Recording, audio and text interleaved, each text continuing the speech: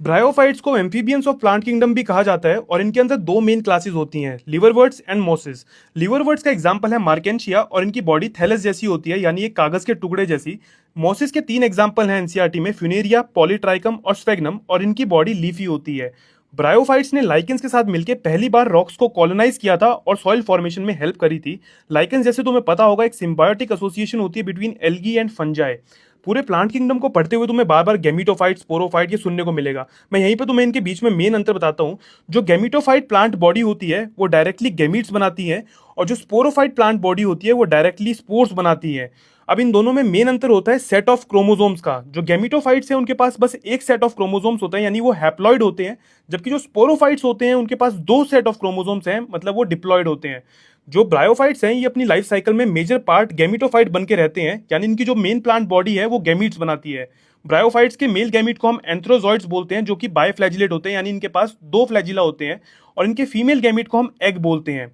अब इनके एक लाइफ साइकिल को जल्दी से डिस्कस करते हैं। ब्रायोफाइट्स मेजरली अपना लाइफ स्पेंड करते हैं गैमीटोफाइट बनकर, यानी इनकी जो प्लांट बॉडी होती है वो गैमीट्स बनाती है। जो इनका मेल गैमीट है वो बायफ्लैजिलेट है और पानी में रिलीज होता है और स्विम करके जाता है फीमेल गैमीट के पास, जहां पे जाके इनका फ्यूजन होता है और जाइगोट फॉर्मेशन होती है। जाइगोट माइटोसिस से मल्टीप्लाई करके एक स्पोरोफाइट बनाता है जो कि फ्री लिविंग नहीं होता, और जो इनका गैमीटोफाइट है फोटोसिंथेटिक, उसके ऊपर एज अ पैरासाइट बन के रहता है। इस स्पोरोफाइट के टॉप पे होता है कैप्सूल, जहां पर मियोसिस होकर स्पोर्स बनते हैं और ये स्पोर्स जर्मिनेट करके दोबारा से गैमीटोफाइट बना देते हैं। अब आगे बढ़ते हैं इनकी क्लासेस का डिस्कशन करने के लिए। पहली क्लास का नाम है इनका लिवरवर्ट्स, जो कि एक थैलस बॉडी के रखते हैं। इनका मेन एग्जांपल है मार्केंशिया, जो कि एनसीईआरटी में भी मेंशन्ड है, और इसकी जो प्लांट बॉडी होती है वो डॉर्सोवेंट्रली फ्लैटेंड होती है। जो इनके लीफी मेंबर्स होते हैं उनकी लीव्स टू रोज में अरेंज होती हैं। इनके अंदर जो एक्सेक्सुअल रिप्रोडक्शन होता है वो फ्रेगमेंटेशन और गैमे से होता है। फ्रेगमेंटेशन का मतलब है इनके थैलस को अगर कट करोगे तो हर एक फ्रेगमेंट एक नया थैलस बना देगा, और ये कैरेक्टरिस्टिक पॉइंट है इनके पास गैमे का। गैमे एक एसेक्सुअल बर्ड्स है जो कि ग्रो करती है गैमा कप्स के अंदर। तुम्हें इनके तीन एडजेक्टिव याद रखने हैं कि ये ग्रीन होती है, मल्टीसेलुलर होती है और एसेक्सुअल बर्ड्स हैं, यानी जहां पर भी ये बर्ड्स गिरेंगी वहां पर जाके नया थैलस बन जाएगा। ये एक तरह से स्पोर्स की तरह ही काम करती हैं।